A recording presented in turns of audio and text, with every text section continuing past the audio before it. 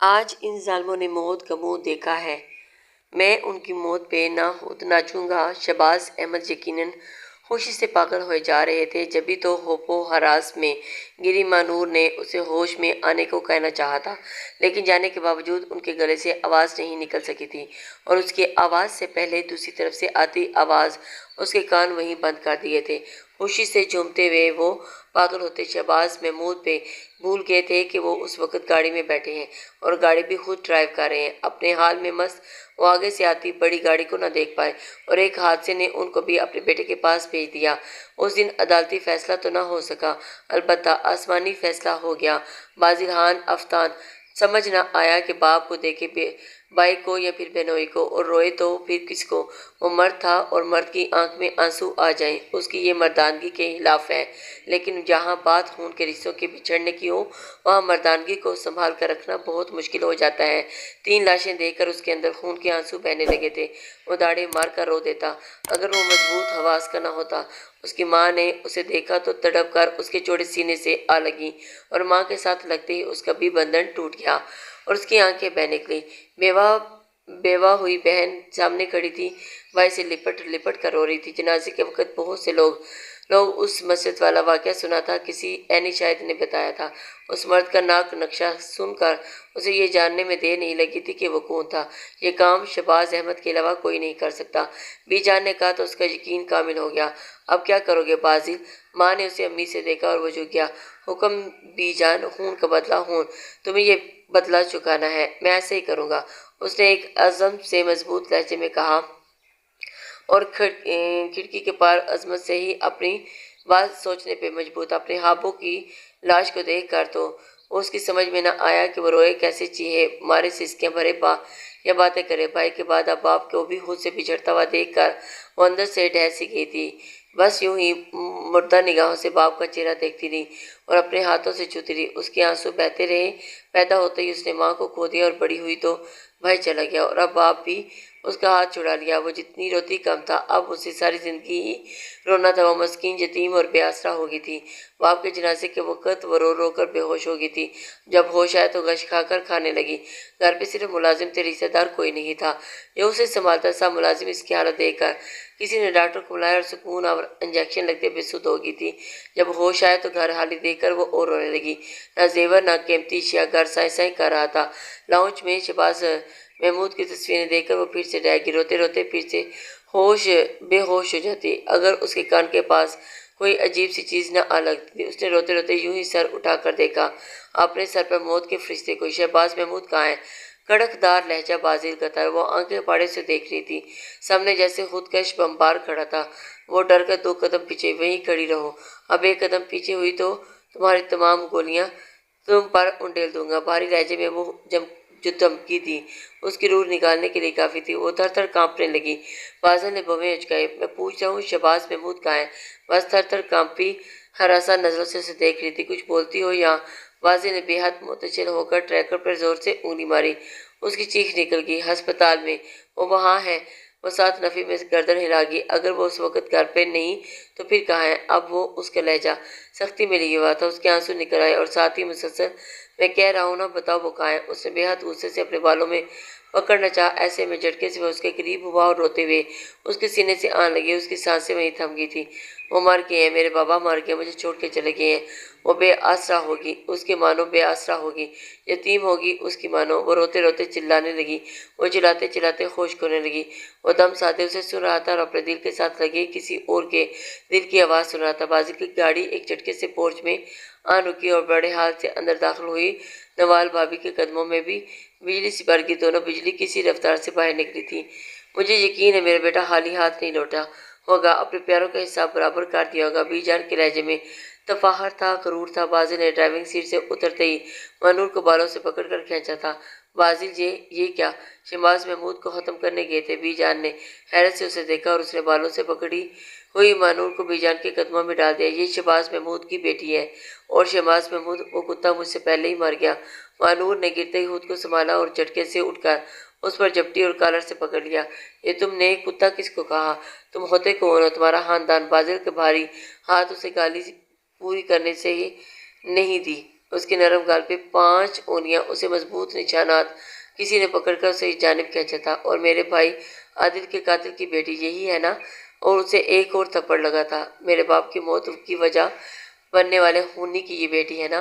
اور یکے بعد دیگر کئی تھپڑ اس کے چہرے پر پڑے تھے اور اس کا چہرہ سن ہو گیا تھا۔ جب یہ اس کی پشت پہ نوال بھابی کے گھونسے پڑے تھے، وہ تو بازل کے پیروں پر جا گری تھی اور اس کے منہ سے خون کی دھار نکلی تھی۔ زمر آپا اور نوال بھابی اسے روئی کی طرح دھڑک کر رکھ دیا تھا۔ بازل نخوبہ سے قدم اندر کی جانب بڑھا گیا۔ اس کی آنکھ کھلی تو آپ نے 400 گھوپ اندھیرے دیکھ کر اچھل کر حلق میں آ گیا تھا۔ بے اختیاری اپنی جگہ سے اٹھنا چاہا لیکن گھٹتے جسم نے ایسا کرنے نہ دیا۔ وہ اپنی جگہ پر کرا کرا گئی اور اپنے آس پاس عجیب سی آوازیں سنائی دیں، شاید پاس ہی جانور بندھے تھے۔ یا رب! اندھیرے میں وہ بلبلائی، سوجی ہوئی آنکھوں سے اپنے دائیں بائیں دیکھا اور ذرا پرے گائے بھینس سے بندھی تھی، اسے ابکائی سی آنے لگی اور وہ وہی دوری ہوگی۔ اس لڑکی کا کیا کرنا ہے بی جان؟ صبح ناشتہ کرتے اس سے پوچھا تھا۔ پڑا رہنے دیں اسے، نہیں اسے مار کر وہیں پھینک آتے ہیں۔ ایک بار موت آ جائے تو فائدہ کوئی نہیں، بار بار مرتے اسے زندگی سمجھ آتی۔ پیچھے سے آتی زمرہ پر بازی کے دل کو ہلکا سا کسی نے دبایا۔ یہ لڑکی ہمارے مردوں کے قاتل کی بیٹی ہے، اسے تو ہم آسانی سے مرنے نہیں دے سکتے۔ ٹھیک کہہ رہی ہے، آپ اسے نوکرانی بنائیں، گھر کے سارے کام کر رہے ہیں۔ مجھے نہیں لگتا کہ یہ کچھ کر پائے گی، مشکل سے 15-16 سال کی ہے۔ بی جان نے اس کا واحد حدود اربہ بیان کیا تھا۔ میرے ہتھے چڑھی تو سب کام کرے گی، 4 ٹھڈے مار کر اسے اس کی اوقات یاد کراؤں گا۔ فاتح خانے کے لیے کچھ لوگ آئے ہیں۔ وہ تیار ہو کر نوال بھابی اس لڑکی کے بالوں کو پکڑ کر گھسیٹتی ہوئی باہر لے کر آئی تھی اور اس نے ایک نظر ادھر ادھر، دوسری نظر جانب کر لی تھی، لیکن مردان خانے ملازم تھے۔ خیریت ہے بازل خان؟ ایک شخص نے اسے بے ساختہ انداز میں پوچھا تو وہ زبردستی ہلکا سا مسکرایا اور سر ہلا دیا۔ آپ لوگ کھانا کھائیں، میں ذرا بی جان کی بات سن لوں۔ وہ باہر نکلا تو ایک طرف ملازموں کو چمگٹا لگا دیا۔ وہ تیزی سے اس کی جانب آیا، اسے دیکھ کر ملازم ہٹنے لگے۔ دیکھو یہ بے غیرت شاید مر گئی ہے۔ نوال بھابی نے پیر کی نوک سے بے ہوش پڑی منور کے چہرے پر کو پرے کیا تھا۔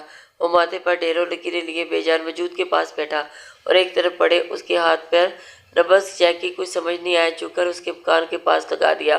فخردین میری گاڑی کی چابی لاؤ، اسے تیزی سے کہا اور بھابی کی طرف بڑھا۔ کیوں خواہ مخواہ قتل سر پر لے رہی ہیں؟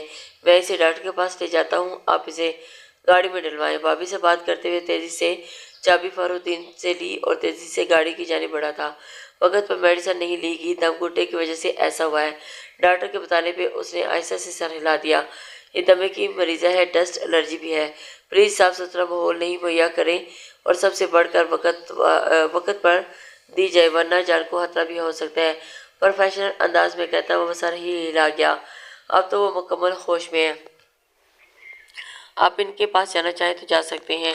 نوسکھا ان کی طرف بڑھاتے گئے اور ایک طرف ڈال کر کمرے میں آن کھڑا ہوا۔ باہر کی دنیا دیر تک نہیں، یوں ہی کھڑکی میں کھڑا باہر دیکھتا رہا، پھر اکتا کر واپس مڑا کہ اس کی نظر ایک بار پھر پڑی اور اس کے ہونٹ آہستہ آہستہ ہل رہے تھے۔ وہ ہوش میں آ رہی تھی۔ اس نے کسی کو ڈاکٹر کو بلانے کے لیے بھیجا، ساختہ ہی اس کی بات سننا چاہیے۔ مانور نے اس کا ہاتھ پکڑ لیا، نرم و ملائم ہاتھ سے آہنی ہاتھ کام پر رہ گیا۔ مجھے میرے بابا کے پاس لے چلو۔ نیواں آنکھوں سے التجا تھی، پلیز مجھے بابا کے پاس چھوڑو۔ وہ التجا گہری نظر سانس پہ ہاتھ چھوڑا گیا تھا۔ فکر نہ کرو، تم بہت جلد اپنے بابا کے پاس ہوگی، آج ہی میں تمہیں مار دوں گا۔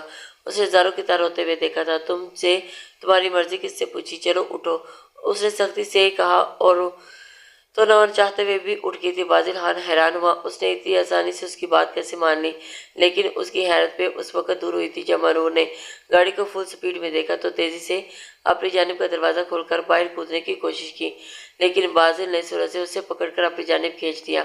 یہ کیا فضول حرکت ہے؟ گاڑی چرچراتی ہوئی تھوڑی دور جا کر رکی تھی۔ پلیز مجھے مرنے دو، میں مرنا چاہتی ہوں۔ اس نے خود کو چھڑانے کی ہر ممکن کوشش کی تھی، لیکن بازل کی کلائی پر گرفت مضبوط تھی۔ یہ تمہاری بھول ہے، تمہارے بھائی اور بہنوئی کا قاتل مر چکا ہے، مجھ سے تمہیں کیا لینا ہے؟ جواباً وہ بھی چلائی تھی، کاش تمہارا باپ زندہ ہوتا نا تو میں بتاتا کہ مجھے تم سے کیا مل سکتا ہے۔ تم لوگ بہت ظالم ہو، ابھی تم نے ظلم دیکھا ہی کب ہے، ابھی تو شروعات ہے۔ چلو آرام سے سیدھی ہو کر بیٹھو ورنہ بالوں سے گھسیٹتا ہوا لے کر جاؤں گا۔ اسے جھٹکے سے اسے دروازے کی طرف پھینکا تھا اور خود ہی گاڑی سٹارٹ کر دی تھی اور اس کا سر کھڑکی سے ٹکرایا تو وہ چکرا کر آئے گی۔ آنسو آنکھوں سے رواں ہو گئے۔ بازو لام پیچ کے گاڑی آگے بڑھا لے گیا تھا۔ ہاں یہ مرے گی میرے ہاتھوں، نوال نے آگے بڑھ کر اسے پکڑنا چاہا تو بازل نے ہاتھ اٹھا دیا۔ بھابھی رہنے دے، وہ جو خوف میں سمٹ گئی تھی بازل کے روکنے پہ سیدھی نہ ہو سکی۔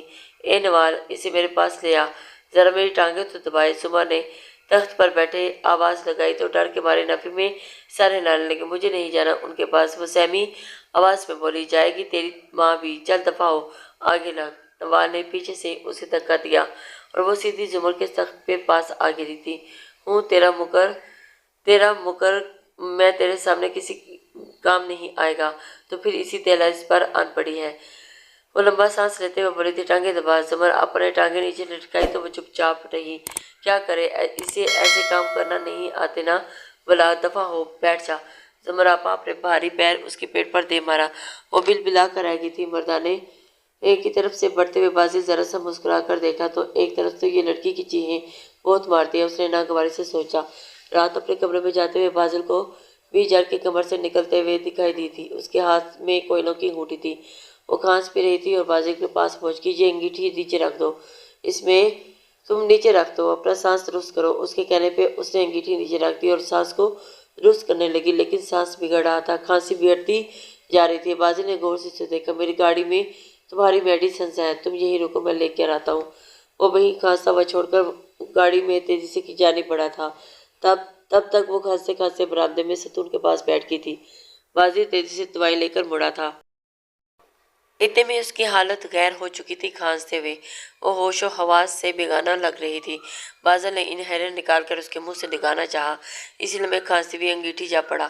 بازل جھٹکے سے اس کا ہاتھ کھینچ کر اپنی جانب، تم لوگ ایک ہی بار مار کیوں نہیں دیتے؟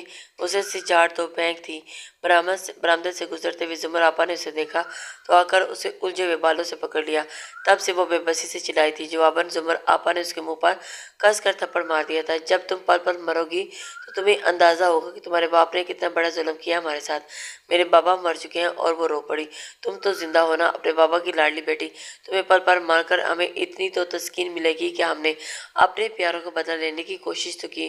زمر آپا نے جھٹکا دے کر اس کے بال چھوڑے، چیخ نکل، اٹھاؤ یہ جھاڑو اور 5 منٹ میں سارا کام ختم کرو۔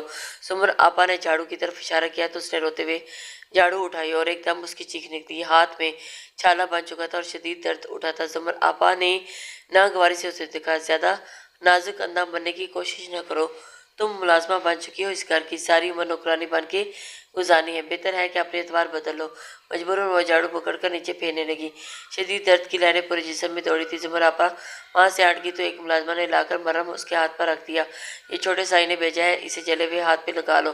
اس نے وہ کریم پکڑی اور بے حد غصے سے پیچھے کھلی کھڑکی کی طرف پھینک دی۔ کھڑکی سے ذرا پرے کھڑے بازل نے گہری سانس لے کر اندر گرنے والی وہ ٹیوب اٹھا لی۔ آج تم اسے پچھواڑے میں پھینک دیا، مجھے کہیں نہیں سونا، میں یہیں برآمدے میں لائٹ کے نیچے بیٹھی رہوں گی۔ وہ انرجی سیور کے نیچے روشنی میں اپنا جلا ہوا ہاتھ ہلا کر دیکھ رہی تھی۔ ارے شکر کرو بی بی، تمہیں سونے کے لیے کمرہ مل رہا ہے، ورنہ ہم ہیں ساری رات چوکیداری کرتے دروازے کے پاس اونگتے رہتے ہیں۔ بات سنو، تم اپنے کام سے کام رکھو۔ مجھے اس حویلی سے کسی کمرے میں دلچسپی ہے نہ کسی کمرے والے سے، لیکن بی بی یہ چھوٹے سائی کا حکم ہے، وہ تمہارا سائی ہے، میرا نہیں، میں یہاں مجھے زبردستی لایا ہے، میں نہیں مانتی اس کے کسی حکم کو بھی، ماننا تو پڑے گا۔ چلو اٹھو، اندر چلو، مجھے ڈر لگتا ہے، مجھے نہیں بیٹھنا، وہ ضدی ہوئی تھی، میں کہہ رہا ہوں نا اندر چلو۔ اور کہنے کے ساتھ ہی اس نے اسے کلائی سے پکڑ لیا تھا اور کھینچ کر اندر لے آیا تھا۔ تمہارے ساتھ ایک ملازمہ سوئے گی، تم اکیلی نہیں، بتی جلا کے وہ اسے اندر چھوڑ آیا تھا۔ وہ اپنی بے بسی پہ روتی گئی۔ ہنسما بیمار ہونے کی وجہ سے بی جان نے اسے کھانا کھلا دیا تو مجھے تو کچھ بنانا نہیں آتا۔ وہ رونے کے قریب گئی تھی۔ نوال تمہارے ساتھ ہوگی، میں اسے بھیجتی ہوں، اتنے میں تم کام شروع کرو۔ بی جان اسے وہیں چھوڑ کر باہر خود نکل گئی تھی۔ اتنے بڑے کچن میں کھڑی آنکھیں پڑے دائیں بائیں دیکھنے لگی، گندے برتنوں کو ڈھیر دھونے کے لیے جو یقیناً اسے ہی تھے۔ تم نے ابھی تک برتن نہیں دھوئے، بی جان کب سے کہہ کر گئی تھی، نوال نے اپنے مخصوص کارتر آواز میں بولا تھا۔ اسے دیکھے بغیر ہی برتنوں کی طرف بڑھ گئی تھی، صابن لگاتے ہوئے اس کے ہاتھ میں شدید درد ہوا تھا۔ وہ کراہی بھی، لیکن وہ وہاں اسے سننے والا کون تھا؟ پھر جب نوال نے اسے پیاز کاٹنے کو دی تو چوری پکڑنا اس سے محال ہو گیا تھا۔ نوال اسے سبزی کاٹنے پہ لگا کر نہ جانے کہاں چلی گئی تھی اور اسے ابھی پیاز تک بھی کافی کاٹنے تھے۔ اس کے آنسو تیزی سے آتے چلے گئے، اسے پھنکار گئی تھی۔ نوال اب اسے سستی سے کام کرتے دیکھ کر اسے پیٹ ڈالے گی۔ نوال بھابھی، وکیل صاحب آئے ہیں، باہر آئے۔ بازل نے اسے دیکھے بغیر ہی کہا تھا۔ وہ فوراً سیدھی ہوئی تھی۔ چھری آگے سے پکڑ لی تھی۔ بازل کا ہاتھ خون سے لتھڑ گیا تھا، سارے کچن میں خون پھیل گیا۔ بازل خان، یہ تمہارے ہاتھ کو کیا ہوا؟ بی جان نے اپنے ہاتھ یہ پٹی بندی ہوئی دیکھی تو تڑپ کر گئی۔ یہ پٹی کچھ نہیں، بس یوں ہی کچھ لگ گیا، اس نے ڈالنا چاہا۔ خیر ہو مولا، کسی دشمن نے۔ بی جان ایسی کوئی بات نہیں، معمولی سی چوٹ ہے، زمر آپا نظر نہیں آ رہی۔ اس نے بات ہی بات زمر اور نوال قبرستان گئے ہیں، تبھی تو۔ زمر مانور کو بالوں سے پکڑ کر اندر داخل ہوئی۔ وہ دو جھٹکے سے ہی مانور کو اس کے پاس بیٹھے بازل کے زخمی ہاتھ پہ جا گری تھی۔ بازل کے اندر تک کی درد کی شدید جسے پھیل گئی تھی۔ زمر آپا اسے مار مار کر پھر سے پچھواڑے والے کمرے میں ڈال گئی۔ وہ مفلوج جسم کے ساتھ روتی ہوئی بے بس پڑی رہی۔ رات کا نہ جانا کون سا پہر تھا جب کوئی بھاری قدموں سے اس کے پاس آن رکا۔ تم نے دوا نہیں لی، یہ لو ابھی کھا لو۔ اس نے شاید پاس ہی رکھا۔ تھوکتی ہوں میں تمہاری دوا پر۔ آواز پہچان کر وہ زہر میں بجھی ہوئی آواز میں بولی تھی۔ ضد نہ کرو، کھا لو۔ اس کے لفظ لفظ میں غصہ پھوٹ رہا تھا اور اس کے پاس بیٹھ گئی تھی۔ ابھی بچی ہو، تمہیں یہ زبان زیب نہیں دیتی۔ تم یہاں جس کام کے لیے رکھی گئی ہو، بہتر ہے کہ زندہ رہ کر کرتی جاؤ تم لوگوں کے لیے۔ ابھی سے یہ حال، آگے جا کر کیا کرو گی؟ اس نے دانت اسے لٹا کر پکڑ کر کھینچا تھا۔ تمہیں قتل کر دوں گی۔ وہ دھاڑی اور اس سے چپٹ پڑی۔ بازل نے خود کو چھڑوانے کی کوئی کوشش نہیں کی، نہ جانے کیوں چپ چاپ اس سے مار کھاتا رہا۔ تم اپنے دکھوں اور زخموں کو بدلہ اس سے لینا چاہ رہی تھی اور بھری ہوئی ایسی تھی کہ مار مار کر اسے جلدی تھک کر ڈہ گئی تھی اور رونے لگی۔ اب ایک طرف بیٹھا چپ چاپ اسے روتا دیکھ رہا تھا۔ اوہ، یہ کیا ہوا میرے بھائی کو؟ کس نے ظلم کیا؟ بی جان کا ہاتھ سینے پہ پڑا تھا۔ چھوٹا سا ایکسیڈنٹ ہو گیا، لیکن بچت ہو گئی۔ اس نے دودھ کا گلاس پیتے ہوئے جھوٹ بولا تو اندر داخل ہوتی مانور نے سر جھٹکا۔ بی جان نے فوراً سو سو کرتے ہوئے نوٹ، یہ لو میرے بیٹے کا صدقہ۔ اس نے سرخ نوٹ گور کر دیکھے تھے۔ اسے اپنی ہتک کا شدت سے احساس ہوا۔ سوری، مجھ سے زیادہ ان کی ضرورت زمر آپا کو ہے، کیونکہ میں صرف یتیم ہوں اور یہ بیوہ، بے اولاد بھی۔ پلیز یہ انہیں دے دے۔ اس کے الفاظ سے یہاں آگ میں سلگتے ہوئے شعلے۔ ان تینوں نے جھٹکے سے اسے دیکھا، پھر زمر آپا کو نہ جانے کیا ہوا، روتے ہوئے ایک طرف بھاگی۔ بی جان نے حشمگین نگاہوں سے اسے دیکھا اور ایک ساتھ کئی تھپڑ اسے جڑ دیے۔ یہ تو میری بیٹی کو گالی دی، کمینی عورت، میری بیٹی کو گالی دی۔ بی جان، چھوڑے اسے۔ میں نہیں چھوڑوں گی اسے۔ اس نے میری بیٹی کو رلایا اور اس کے بے آسرا کو طعنہ دیا۔ بی جان، اسے میری بیٹی کو رلایا ہے اور اس کے بے آسرا ہونے کا طعنہ دیا۔ وہ بیوہ ہو گئی ہے، بس کر دیں، یہ مر جائے گی، میں اسے مار دوں گی، جان سے مار دوں گی۔ یہ ہوتی کون ہے میری بیٹی کو گالی دینے؟ نیچے گری اور وہ چلا کر رہ گئی تھی۔ آگے سے زبان چلاتی ہے بے غیرت۔ بی جان پھر سے اسے مارنے کو لپکی، لیکن بازل نے بے قابو کر لیا تھا۔ ہاں تو رکی کیوں؟ مار دو مجھے، مار دو، ابھی مار دو۔ وہ پھر سے چلائی تھی۔ دیکھ دیکھ کیسے زبان چلا رہی ہے، خونی کی اولاد، ظالم قاتل کی بیٹی۔ اگر میں خونی کی بیٹی ہوں تو تم بھی مجھ سے کم نہیں۔ تم نے ایک خونی کی ماں کو، دوسرے خونی کی ماں کی ساس، اگر میرے باپ کی، تمہارے بیٹے اور داماد کو قتل کیا تو میرے بیٹے کو بھی باپ بیٹے کا بدلہ لیا، حساب برابر۔ اب زور تمہارا ہے نہ میرا، پھر کیوں مجھے باندھی بنا کر رکھا ہوا ہے؟ کیوں نیچے دکھا رہی ہو؟ تم نے ہمیں نیچے دکھایا، شرم نہیں آتی؟ ایک بے بس مجبور بے ہاتھ ظلم کرتے ہوئے ذلیل خاندان میرا نہیں تم لوگوں کا ہے۔ جو لڑکی میرے بھائی کے ساتھ گھر سے بھاگ رہی تھی وہ اسی خاندان کی تھی نا؟ پھر اپنے خاندان کو کیا کہتی ہو؟ اس نے بمیں اچکا کر پوچھا تو بازل باری ہاتھ اس کے ہوش پر اڑا گیا تھا۔ اس کی ساری رات بے چینی میں گزری تھی اور ایک پل کو لگا تھا، اگر میں خونی کی بیٹی ہوں تو تم مجھ سے کم نہیں۔ ایک خونی کی ماں ہو اور دوسرے خونی کی ساس۔ اس کمزور لڑکی کی پنکار بار بار اندر سے گونج رہی تھی اور اس کی بے چینی بڑھتی جا رہی تھی۔ ارے میرے باپ نے تمہارے بیٹے اور داماد کو قتل کیا ہے، تمہارے بیٹے اور داماد نے میرے بھائی کو قتل کیا، میرے باپ نے اپنے بیٹے کا بدلہ لیا، حساب برابر۔ اس نے عمر ابالی چھوٹی سی لڑکی کی زبان کیسے کھلی؟ جب کسی بے بس مجبور پہ مسلسل ظلم ہوتا رہے گا تو یقیناً ایک دن اس کی زبان بھی یوں ہی کھل جایا کرتی ہے جیسے آج مانور کی کھلی۔ ذلیل خاندان میرا نہیں تم لوگوں کا ہے۔ جو لڑکی میرے بھائی کے ساتھ گھر سے بھاگی جا رہی تھی وہ اسی خاندان کی تھی۔ پھر اپنے خاندان کو کیا کہتے ہو؟ وہ جھٹکے سے کرسی سے اٹھا، تن میں پسینے میں شرابور تھا۔ وہ جھٹکے سے کرسی سے اٹھا اور اس کا تن بدن، اس کی سانسیں تیز تیز چل رہی تھی اور اس نے اپنا دایاں ہاتھ اپنے سامنے پھیلا کر دیکھا۔ بعد میں یہ ہوا تھا کہ اس رات سنوبر کی یادوں میں نہیں گزری اور آج اس کے کسی اور سوچ میں تھا اور ساری رات سوچا۔ صبح وہ اسے سیل میں کپڑے دھوتی ہوئی دکھائی دی تھی اور چلتا وہ اس کے پاس انہوں کا آئندہ بی جان سے زبان درازی مت کرنا۔ اس کی بات میں کپڑے رگڑتے ہوئے رکے تھے۔ کیوں؟ ورنہ مجھے مار پڑے گی۔ اس نے غور سے اسے دیکھا تھا۔ اتنا نہیں جانتی ہوں، کمزور لوگ ہاتھ چلانے کے علاوہ کچھ نہیں کر سکتے۔ Shut up. उसका चेहरा सुर्ख हुआ और वो हंस पड़ी। सच बात कड़वी होती है। सच झटक कर उसने हाथ में आया कपड़ा जोर से झटके से दूर फेंका था। और कमजोर तो लोग ऐसा भी कर देते हैं। उससे आग से दो टुकड़े होती हुई कमीज की तरफ इशारा किया और उसे देख कर रह गया था। जितनी तुम छोटी हो ना, तुम्हारी सोच उतनी छोटी नहीं। हाँ, उसने सर हिलाया था, लेकिन इससे बिल्कुल उलट है। तुम जितने बड़े हो ना, तुम्हारी सोच उतनी ही बड़ी नहीं, लेकिन बहुत छोटी सोच के मालिक हो। उसने दो उंगलियों के दरमियान थोड़ा सा फासला रखकर छोटी सी उंगली का इशारा किया था। वो उसे देखता रह गया। जानते हो बाजिल, तुमने मुझे बिना कसूर की यहाँ लाकर साबित किया है कि वो बगौर उसे देख रही थी, अपने घटियापन होने का सबूत दिया। तुमने एक औरत पर मर्दानगी चलानी चाहिए। अपने प्यारों का मुझ औरत से बदला लेना चाहा था। मर्द होने का दावा नहीं कर सकते। सद अफसोस कि तुम इस कैटेगरी में फिट नहीं बैठते। उसने आराम से कहकर उसे बहुत कुछ बता दिया। अब वो दम साधे उसे देख रहा था, सुन रहा था। वो कपड़े लेकर उठते बाकी बचा कर गंदा सरफ में डालकर गई थी और वो बिना कुछ बोले उसे दूर तक जाता देखता रहा। जमीनों के कागजात यूं ही पड़े रहे। अदालतों में कई फैसले तारीख आगे पीछे हो गई थी। मुंशी पटवारी सभी हेरा फेरी पे लगे थे। उसकी राहदारी में नजरें टिकाए हुए थे, लेकिन उसका दिल था कि हर तरफ से उचाट हो रहा था। उसे कल तक यकीन नहीं मिल पा रहा था। खेतों खलिहानों अपनी जमीनों में जाता था, जरगों में। अब उसे जाना ही छोड़ दिया था। बाहर की दुनिया के दिल खाली हो गया था। और फिर रात को ना डायरियां खोलता, ना ही सनोवर की फोटो देखता। सारी सारी रात पिछवाड़े के बंद दरवाजे को देखता रहता। अंदर लाइट जलती रहती। और फिर वो तस्वीर तुम्हारे बाबा की मुझे आखिरी दिनों Hey में दी there. थी। वो भी जान के पास आकर बैठा Subscribe to my तो channel उन्होंने रंधी हुई and आवाज also में कहा। press हाथ this में bell पकड़ी icon. बहुत सी तस्वीरों का लिफाफा उसकी तरफ बढ़ा दिया गया था। बी जान के पैर दबाती मनू ने सर झटका। बाजिल जवाबी लिफाफा ले रहा था और वो करंट खाती है। क्या तेरे बाप ने कहा था कि तुम इनमें से जिस लड़की पर हाथ रखोगे वो 24 घंटे के अंदर अंदर तुम्हारी दुल्हन बना देंगे? भी जान उसका अंदाज हादसा बुरा लगा था। और आप जानती है, मैंने बाबा साईं को साफ मना कर दिया था, साफ लफ्जों में जिता दिया था। बस कर दे बीजान, प्लीज। इन तस्वीरों को आग में झोंक दे। जो बात नामुमकिन है बस नामुमकिन है। तुम बहुत जिद्दी हो बाजिल खान। उन्होंने अफसोस से उसे देखते हुए अचानक पैर मनूर को दे मारा था। जोर से लगा। बेगैरत, हाथों में दम नहीं है। उन्होंने मनूर को मारकर झिड़क कर कहा। अब की बार मनूर के बजाय बाजिल को वाज़ेह तौर पर दर्द हुआ था। उस दिन जो हुआ अजीब ही हादसा था। वो बड़े हाल की जड़ पहुंच कर रही थी जब अचानक उसका सांस बंद होने लगा। वो खांसने लगी और खांस खांस कर दौरी हो रही थी। गिरते पड़ते वो नवाल के सामने पड़े गिलास के पानी को उठाने लगी थी जब नवाल उसके हाथ से गिलास छीन लिया। खांसते खांसते उसकी आंखों में बाहर आने लगी। तभी उसे गुलदान पास पड़ा इन हिलने लगा। ये मुझे दे दे, मुझे। न नहीं, मैं तुम्हें तड़पता हुआ तो देखूं, तुम्हारी तड़प का मजा तो लें।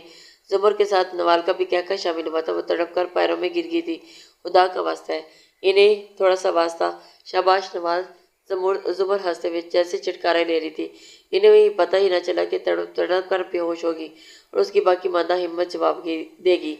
और बाहर से दरवाज़ा खोलकर अंदर दाखिल होता हुआ बाजिल एक नज़र की मंजर देखा तो उसकी सांसें वही साकत हुई। गाड़ी जाने पहचाने रास्तों पर रवाना थी और बैक सीट पर सर टकाए आंखें मोदे कुछ दे भी देखने से गुरेजा था। खाली पलके उठाकर आंखें लाल सुर्ख थी और आंखों में जरा सा पानी झलककर गालों पर छू गया था। बाजिल ने बेख्तियार नजरें चुराई। तुम्हारा घर आ गया है मेरे बाबा। वो अपने बाबा के घर देखकर बेख्तियार सिसक पड़ी। आ जाओ। उसकी तरफ दरवाज़ा खोलकर वो नरमी से बोलता हुआ सिसकती हुई बाहर निकल आई। वो घर जहाँ वो पैदा हुई थी, जहाँ भाई के साथ खेलती, बाबा की गोद में पलती आई थी। वही दरवाज़ा, वही राहदारी, वही हाल। सामने बाबा का कमरा और एक तरफ भाई का कमरा और उसकी तरफ अपना। मगर वो अपने कमरे में कब सोई थी? अकेले तो उसे डर लगता था। उसने अकेले रहना सीखा था, ना अकेले सोना। वो बाबा के कमरे में बैठकर देर तक रोती थी। चुपचाप उसे रोता देखता रहा। जब चुप न रहा गया तो उसके कंधे पर हाथ रख दिया। बस करो, तुम्हारी पहले ही सेहत ठीक नहीं। वो रो जाते हुए भी आंसू रोक नहीं पा रही थी। तभी मजबूरन वो सामने खड़ा होकर अपनी उंगलियों की पोरों से उसके आंसू साफ करने लगा। उसे काबू न रह सका। उसके इशारे से जा लगी, मुझे वापस जाना है। वो दिल कड़ा के उठ खड़ा हुआ था। रात बहुत हो गई है। उसका लहजा उसके अंदर की हालत का गमाज था। मुझे जाना तो है, कुछ न बोली। वो दरवाजे की समत बढ़ गया था। आज तुम आज रुक नहीं सकते? वो मुड़कर उसे देखे। रात है ना, मुझे अकेले में डर लगता है। वो मस्किनी सी बोली थी, साथ हाथों की उंगलियां चटकाने लगी। मेरे होते हुए भी क्या तुम नहीं डरोगी? वो 2 कदम उसके करीब आ गया था। प्लीज रुक जाओ ना, पता है ना मैं मारता भी हूँ। प्लीज। वो इजाजत से बोली थी। अंधेरे में मुझे डर लगता है, अकेले में मेरी जान निकल जाएगी। अल्लाह न करे। बेसाख्ता उसके मुंह से निकला। तुम रुकोगे ना? उसने उससे पूछा। वो कुछ बगौर اسے دیکھتا رہا اور وہ پھر اس رات بہت سکون سے سوئی تھی۔ تم سوئے نہیں؟ صبح وہ اس کی آنکھوں کی سرخی دیکھ کر بے اختیار بولی تھی، کہاں سوتا؟ ارے یہ پورا گھر ہے، اتنا بڑا ہے، جس طرف سو جاتے۔ اب بازل بساہتا مسکرا دیا، بہت معصوم ہو تم شاید۔ پاگل، کیا مطلب؟ وہ ایسا ہی نہیں، چھوڑو سا مطلب مجھے چائے کی طلب ہو رہی ہے، ایک اسٹرانگ سا کپ مل جائے گا؟ ارے تم بھی اسٹرانگ چائے پیتے ہو؟ وہ بے اختیار چینی، ہاں مجھے زیادہ پینے پتی والی چائے اچھی لگتی ہے، پھر تم 2 کپ بنا لو۔ وہ ذرا سا مسکرائی تھی اور تبھی اس کا موبائل بجا، اسکرین پر گھر کا نمبر تھا۔ جی السلام علیکم بی جان۔ وہ وہیں جی وہ بچ گئی ہے، اس نے کن اکھیوں سے اسے دیکھتے ہوئے کہا تھا۔ منور نے ایک قدم آگے بڑھائے تھے، بی جان یہ معصوم ہے بچی ہے، مجھ سے غلطی ہوئی جو اسے اٹھا کر گھر لے آپ لوگوں کے پاس لے گیا۔ زمر ابا نوال بھابی نے اس پر طرح طرح کے ظلم کیے، اسے مارنے میں کوئی کسر باقی نہیں رکھی۔ بہت افسوس ہے اس بات کا، یقیناً اسے اپنی غلطی کا شدید احساس ہوا۔ وہ اپنی ماں سے اس کے حق میں بات کر رہا تھا اور اسے اس بات پہ بے اختیاری اس کا دل نرم ہوا تھا۔ تم بھائی کا خون ہمیں معاف کر سکتی ہو؟ بنا تمید اس نے پوچھا تھا۔ کیا تم نے اپنے پیاروں کا خون معاف کر سکتے ہو؟ اس نے جواباً پوچھا تھا۔ سمجھداری کا تقاضا یہ ہے کہ اب ہمیں کوئی نہ کوئی گنجائش نکال لینی چاہیے، نہ خاندان برادری کے مسئلے ختم ہوں گے، نہ رسم و رواجوں کی وجہ سے ہمیں اپنے ہمارے آخری نبی حضرت محمد نے ہمیں دیے ہیں۔ انہوں نے حسب نسب مٹا کر ہر انسان کو برابری اور مساوات کا عدل کا درس دیا۔ قربان جاؤں میں رسول اللہ صلی اللہ علیہ وآلہ وسلم پہ۔ وہ بے ساختہ بولی تھی، اسلام میں قتل کا بدلہ صرف قتل نہیں بلکہ اس میں صلہ رحمی ہے اور درگزر معافی کو زیادہ اہمیت دی ہے، اور ہمارا مذہب ہمارے بھائی چارے کا درس دیتا ہے۔ تم اتنا علم رکھتے ہوئے پھر بھی بے اختیار شکوہ کر گئی۔ بس سنبھلنے کا کوئی نہ کوئی وقت ہوتا ہے، اور سمجھ لو کہ اس علم میں اب جا کے مجھ پر اثر کیا ہوا ہے۔ اب میں سنبھلا ہوں، اور اس سے پہلے تو میں خود بھی ان ریتی رواجوں میں پھنسا ہوا تھا۔ اچھی بات ہے، اس پر تمہیں مبارکباد ہو۔ شکریہ کہ اس کے لیے تمہارا زیادہ شکر گزار ہوں کہ تمہاری وجہ سے مجھے یہ احساس ہوا اور مجھے یہ سب جاننے کا موقع ملا، اس نے فراغ دلی سے کہا تھا، اور وہ چپ چاپ اسے دیکھنے لگی۔ تم آج بھی نہیں رک سکتے؟ اگلے دن وہ اس کے پیچھے کھڑی رو رہی تھی۔ مجھے جانا تو ہے، آج نہیں تو کل تو لازمی جانا پڑے گا۔ اس کا لہجہ بجھا ہوا سا تھا۔ آج رک جاؤ نا، کل چلے جانا۔ اگر کل پھر تمہیں ڈر لگا تو اس کی آنکھوں میں جھانکا، تو پھر رک جانا۔ بے ساتھ اس کے منہ سے نکلا اور وہ مدن سا مسکرایا تھا۔ روز روز رکنا میرے لیے ممکن نہیں، وہ دل پر پتھر رکھ کر بولا تھا۔ ہاں ہاں، کوئی حل نکالو نا پلیز۔ اس نے اس کا ہاتھ پکڑ لیا تھا، وہ کہیں بھاگ ہی نہ جائے۔ بازل نے گہری نظروں سے اس کا ہاتھ اپنے ہاتھ سے دیکھا تو پھر خیال آیا کہ ان ہاتھوں کو ہمیشہ کے لیے بازل خان ولد زبان خان مانور شہباز ولد شہباز محمود کی زوجیت میں لینے کا فیصلہ کر چکا ہے، تو کیا یہ فیصلہ آپ کو قبول ہے؟ مانور نے جو بے ساختہ حیران نظروں سے اٹھا کر اسے دیکھا، چمکتی آنکھوں میں وہی پلکیں گرا لینے پر مجبور تھی۔ بولو کیا قبول ہے؟ وہ پھر سے بولا تھا۔ مانور کے ہاتھوں سے پسینہ چھوٹ پڑا تھا۔ میں نے پوچھا قبول ہے؟ بھاری آواز میں گرج دمک تھی اور اس کا دل دینے کو کافی تھا۔ جب خودکشی کرنے تھی تو ٹھیک ہے، ایک دوسرے ساتھ کرتے ہیں۔ اور بازل خان کا زوردار کہکہا بلند ہوا تھا۔ لسز، امید کرتی ہوں کہ آپ کو ناول پسند آئے گا۔ اپنے کمنٹس لائک اور شیئر ضرور کر دیا کریں، اس سے ہماری حوصلہ افزائی ہوتی ہے۔ نیکسٹ ناول تک کے لیے اللہ حافظ۔